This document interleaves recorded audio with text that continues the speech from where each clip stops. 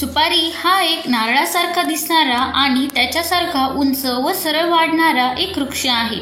सामान्य भाषेत या वृक्षाला व त्याच्या फळांना सुपारी असे नाव आहे. तो मूळचा मलेशिया किंवा फिलिपिन्स येथील असावा असे मानतात. आशिया आणि पूर्व आफ्रिका या खंडांत सुपारी हा वृक्ष आढळत असून भारत, इंडोनेशिया, मलेशिया, म्यानमार, चीन वगैरे देशांत त्याचा प्रसार झालेला दिसून येतो. भारतात महाराष्ट्र, केरळ, तामिळनाडू, बंगाल, ओडिसा, आसाम, मेघालय तसेच अंदमान निकोबार या राज्यांत पोफळीचे वृक्ष आढळून येतात. सुपारीचा वृक्ष 12 ते 30 मीटर उंच वाढतो. खोड सरळ, गुळगुळीत व वलयांकित राखाडी रंगाची असते. पाने 6 ते 9 संयुक्त व पिसांसारखी असून पर्णिका 1 ते 2 मीटर उंच आणि 30 ते 36 सेंटीमीटर लांब असतात. पर्णवृंत म्हणजे देठ, पान आणि खोड या दरम्यानचा भाग मोठा व विस्तारित असतो. छद दुहेरी, आक्रसलेला आणि गुळगुळीत असतो. नर फुले आणि मादी फुले एकाच कनिशात येतात.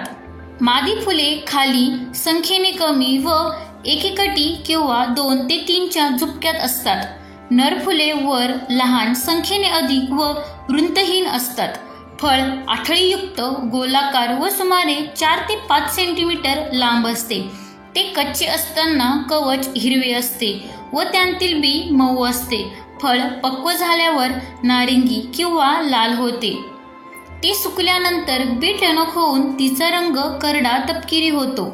सुपारी फळ हे खरे दूड फळ नसून ते आठळीयुक्त फळ आहे.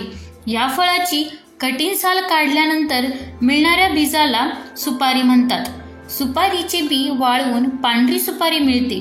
सुपारीचे बी पाण्यात उकळले की सुपारीचा रंग तांबडा होतो आणि तिला भरडी सुपारी म्हणतात. सुपारीचे बी दुधात उकळून वाळवले की तिच्यापासून चिकनी सुपारी तयार होते. सुपारी कृमीनाशक म्हणून खातात. कच्च्या सुपारीचा रस सारक म्हणून वापरतात. जनावरांत चपटकृमीचा त्रास कमी करण्यासाठी त्यांना सुपारी खाऊ घालतात. सुपारीपासून कात बनविता येतो. सुपारी चघळल्याने लाळ अधिक पाझरते तसेच दात किडण्यापासून वाचतात.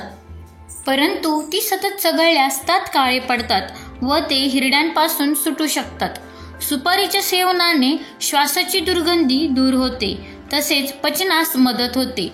सुपारीच्या अतिसेवनामुळे तोंडाचा कर्करोग होण्याची शक्यता असते.